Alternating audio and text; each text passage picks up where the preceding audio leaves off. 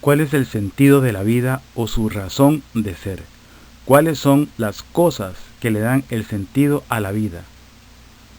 El ser humano en general, independientemente de su credo religioso o de su concepto de Dios, con toda seguridad cree que el sentido de la vida está determinado por elementos tales como los valores, las virtudes, el autodesarrollo integral, el conocimiento de sí mismo, la relación armoniosa con Dios y con sus semejantes, la paz interior, la vida eterna, etc.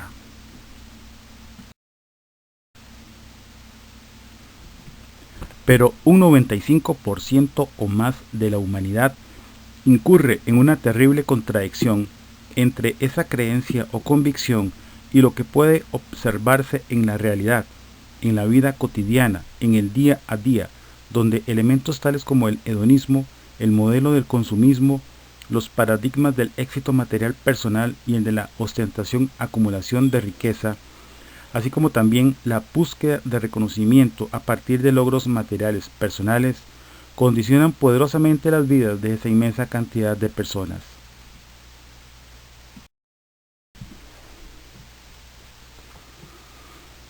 Dicho condicionamiento es tan fuerte que en realidad el concepto del sentido de la vida para ese 95% de la humanidad nunca estará fundamentado en elementos nobles y virtuosos de carácter ético y espiritual, sino que estará configurado a partir de los deleites, las emociones fuertes, los motivos materiales personales cautivantes, los deseos y las pasiones. Es decir, a partir de todo aquello que es, desde el punto de vista de la sabiduría universal o filosofía perenne, superficial, transitorio, limitado, desechable, corruptible. Si les despojan de todas esas cosas, sus vidas se deformarían, perderían el sustento, se desinflarían como un globo y caerían al suelo.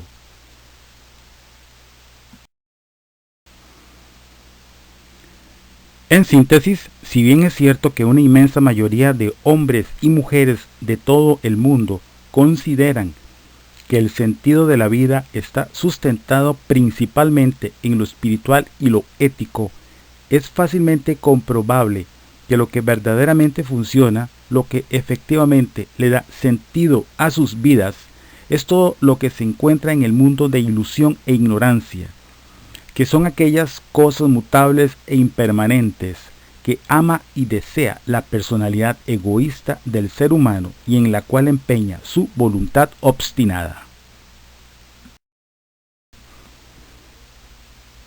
La personalidad egoísta es un factor fundamental cuando hablamos del sentido de la vida. El ser humano tiene la siguiente composición trinitaria: cuerpo, psique y espíritu. Dentro de la psique está localizada la voluntad obstinada o personalidad egoísta, amante de los deleites, los apegos, los deseos y las pasiones. La personalidad egoísta es la mente de deseos e inteligencia calculadora y mezquina, y por definición es totalmente contraria al perfeccionamiento espiritual. Es presumible que el 98% o más de los terrícolas se encuentran totalmente dominados por su personalidad egoísta y o por su voluntad obstinada. Esto significa que el mundo está gobernado por el imperio del yo, cuando lo ideal sería que se encuentre gobernado por el reino del espiritual no yo. Es tan poderosa la personalidad dentro de dicha composición trinitaria que el individuo cae en el error de desvirtuar el verdadero sentido de la vida, que es absolutamente espiritual, y se concentra a vivir en un mundo de ilusión e ignorancia. El carácter ilusorio se debe al vasto conjunto de bienes materiales personales que cautivan y apasionan a la personalidad egoísta, a pesar de que dichos bienes son virtualmente inexistentes. Son elementos transitorios, fugaces, mutables e impermanentes. La ignorancia se debe a la domesticación egocéntrica y religiosa, el gran rebaño de ovejas domesticadas. Como consecuencia de vivir en ese mundo de ilusión e ignorancia, el individuo compromete su vida a la obtención de la mayor cantidad posible de deleites y de bienes materiales personales, en detrimento de su desarrollo espiritual que requiere de tiempo, de sacrificio, de trabajo. Los conceptos de personalidad egoísta, voluntad obstinada y mundo de ilusión e ignorancia son típicos de la filosofía perenne, la cual trataré de explicar a continuación en forma breve, precisa y puntual. Inicialmente me apoyaré en Wikipedia, que dice lo siguiente: de acuerdo con los fundamentos de la filosofía perenne, los pueblos de diversas culturas y épocas han experimentado y registrado percepciones comparables sobre la naturaleza de la realidad, el ego, el mundo y el significado y el propósito de la existencia. Estas similitudes apuntan a unos principios universales subyacentes que forman la base común de la mayoría de las religiones. Las diferencias entre esas percepciones fundamentales surgen de las diferencias en las culturas humanas y se pueden explicar a la luz de tales condicionamientos culturales. En toda religión siempre encontraremos una versión superficial o exotérica de su doctrina y una versión profunda o esotérica. En el caso concreto del cristianismo, su versión profunda está representada por la escolástica y por la teología mística. Algunos de los principales exponentes de estas disciplinas son San Agustín de Hipona, Santo Tomás de Aquino, Eckhart, San Juan de la Cruz, William Law y el pseudo Dionisio. La filosofía perenne es el máximo factor común en el cual convergen los principios universales subyacentes o esotéricos de todas las religiones, ya sean dogmáticas y reveladas o filosóficas, caso del budismo, por ejemplo.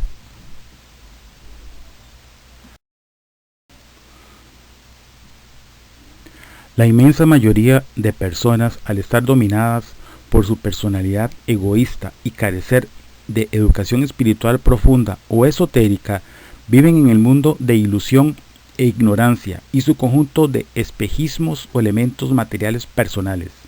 La alienación con dicho mundo es tal que el 98% o más de la humanidad constituye permanentemente el gran rebaño de ovejas domesticadas por el imperio del yo. Para liberarse del mundo de ilusión e ignorancia y su inherente naturaleza transitoria, efímera, impermanente, inmutable, para romper esa grotesca condición de oveja domesticada, el individuo tiene que dedicar algo de tiempo para conocer esos principios universales subyacentes o esotéricos que confluyen en la filosofía perenne. Es decir, tiene que educarse para convertirse y actuar como un emprendedor y aspirante espiritual, de tal manera que pueda adoptar un estilo de vida alternativo que lo potencie para abandonar su yo chico y para descubrir su yo gigante, su yo superior. Este proceso se llama regeneración espiritual, y quien lo realice con absoluta determinación tendrá la posibilidad de experimentar la presencia del poder superior con una enorme claridad, pues habrá logrado vaciar su voluntad y liberarse de aquel enorme bulto lleno de deleites, apegos, deseos y pasiones. A través de una educación espiritual profunda o esotérica, es decir, el conocimiento de la filosofía perenne o la sabiduría universal, perseverante y complementada con la gracia divina, el ser humano debería ser capaz de aniquilar su ensimismado yo y de vivir para su espiritual no yo, con el fin de vaciar su voluntad obstinada y permitir que su alma sea llenada por la voluntad divina. En ese punto, habrá llegado a un estado en el que ya no existen los obstáculos que normalmente le impide advertir continuamente la divina base del poder superior.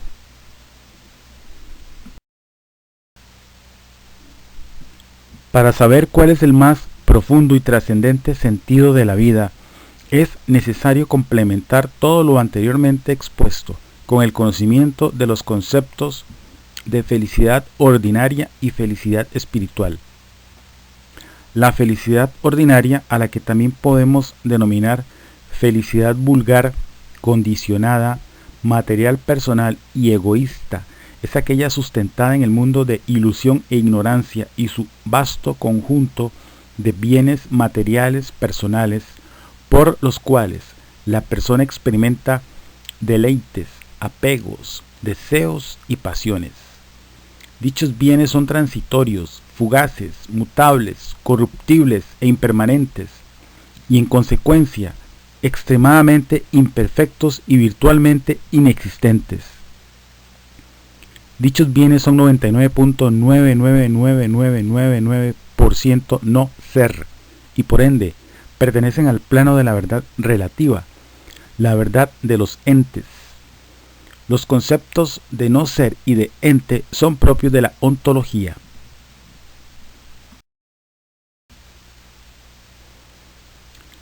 En el lado opuesto, la felicidad espiritual, virtuosa, extraordinaria, inegoísta, libre de condicionamientos, es decir, no depende del mundo ilusorio de la materia y el deseo, es aquella sustentada en los bienes espirituales perfectos, incorruptibles e inmutables, que tienen un altísimo grado de ser puro y por ende pertenecen al plano de la verdad absoluta, la verdad de Dios. Para entender mejor los fundamentos de ambos tipos de felicidad, es conveniente examinar muy breve y puntualmente algunas nociones de ontología relativas al ser y a los entes.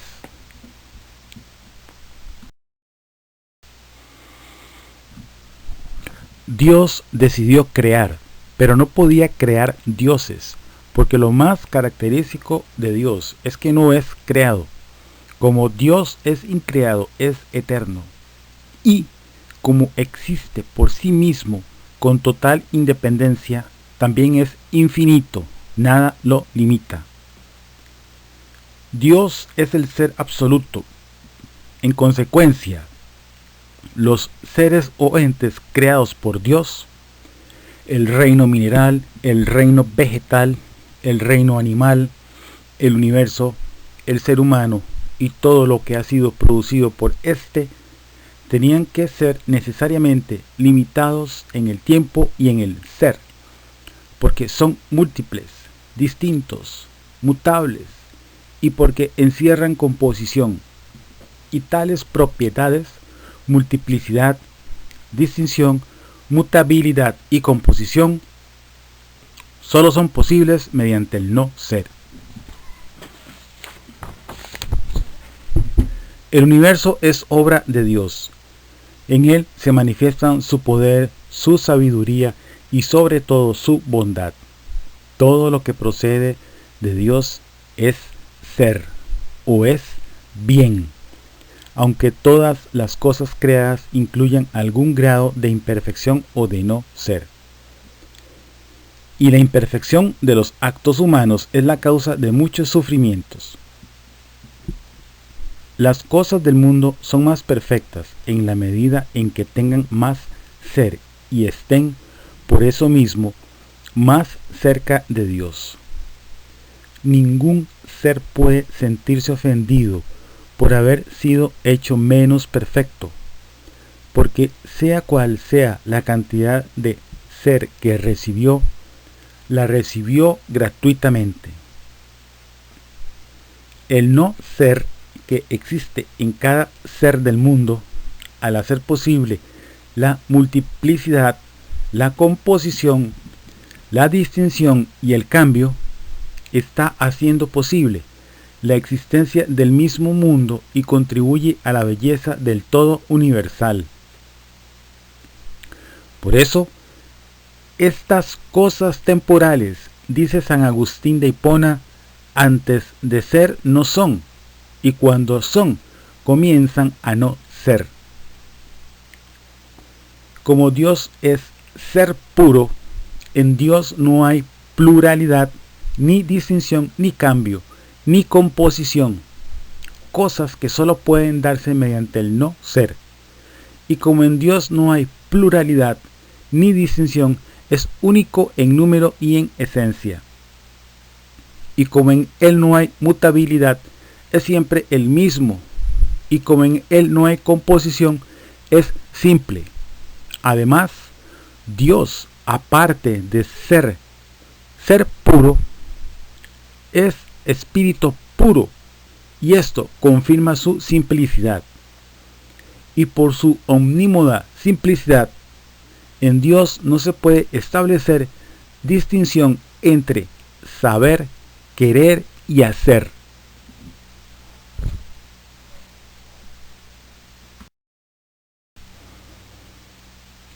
Los seres creados por Dios, llamados entes, son 99% no ser, es decir, son extremadamente imperfectos, pero perfectibles, y son virtualmente inexistentes o prácticamente la nada, pero aún así tienen la dicha de haber recibido bondadosa y gratuitamente de Dios una determinada cantidad de ser, por la cual, en el caso de los seres humanos, son responsables de hacer lo mejor posible con esa fracción de ser, desde el punto de vista de la ley eterna, que nos manda amar las cosas ordenadamente, conforme su grado de perfeccionamiento espiritual, y no preferir lo material a lo espiritual, ni lo efímero a lo eterno, ni lo cómodo y placentero a lo virtuoso. En el lado opuesto de los entes se encuentran los bienes espirituales, perfectos, incorruptibles e inmutables, que pertenecen al plano de la verdad absoluta, la verdad de Dios, y que son el fundamento de la felicidad espiritual. Dichos bienes son los siguientes: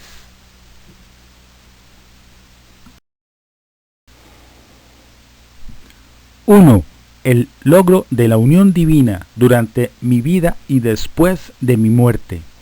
Amar, conocer y unirme a la inmanente y trascendente voluntad divina, lo cual significa acceder al estadio existencial de plenitud y eludir el estadio existencial carencial, en el cual las almas experimentarán diferentes grados de precariedad existencial como parte del imperativo proceso de regeneración espiritual. 2. La ley eterna, que nos manda amar las cosas ordenadamente conforme su grado de perfeccionamiento espiritual y no preferir lo material a lo espiritual, ni lo efímero a lo eterno, ni lo cómodo y placentero a lo virtuoso.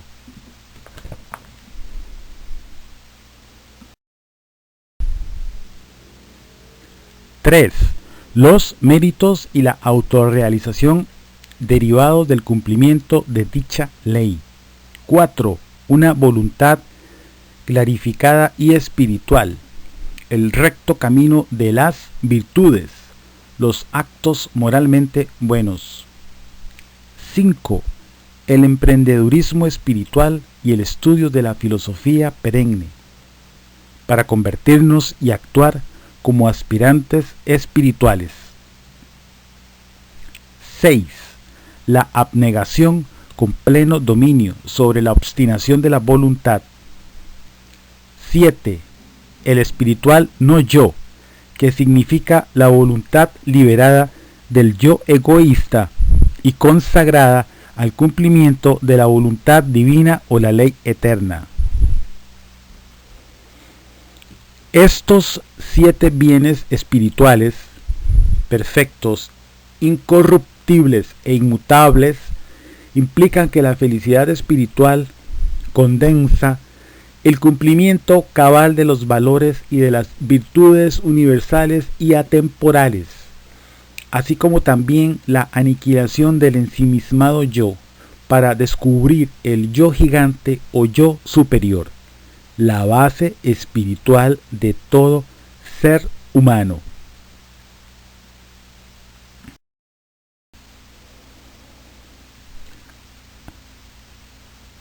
La felicidad espiritual, además de sustentarse en los anteriores bienes, es la felicidad resultante de lograr la pasión por el desapasionamiento, de trabajar minuto a minuto los 365 días del año como exterminador de deleites, apegos, deseos y pasiones, y de obtener por cada hora de trabajo autorrealización espiritual y méritos, ambos necesarios para la regeneración espiritual y en consecuencia para acceder al estadio existencial de plenitud.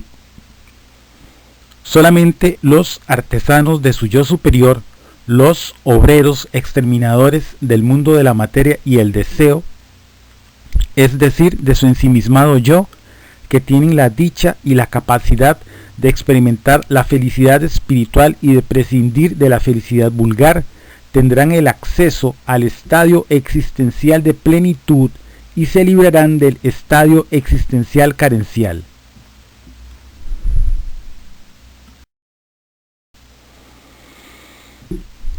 Para concluir, y con base en todo lo expuesto anteriormente, es posible afirmar con certeza absoluta que la vida no es un fin en sí misma para establecer apegos de todo tipo con los bienes materiales personales o bienes exteriores y para ir en busca de la máxima satisfacción posible de nuestro yo egoísta, calculador y mezquino, perturbado por los deseos y las pasiones.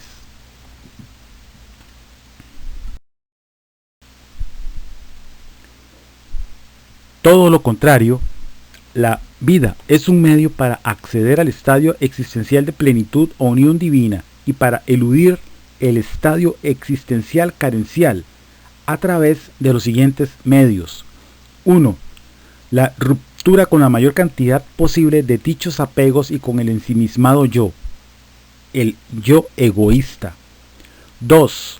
La generación de méritos y de autorrealización, mismos que se logran en virtud de la felicidad espiritual. Dicha condición de medio que tiene la vida es lo que precisamente le confiere su legítima y auténtica razón de ser o su sentido. Nota: los apegos con los bienes materiales personales son los siguientes: apegos con el yo inferior de nuestros seres amados y congéneres en general, con los deseos y pasiones, con los bienes materiales, con la vanidad, con los problemas y las preocupaciones.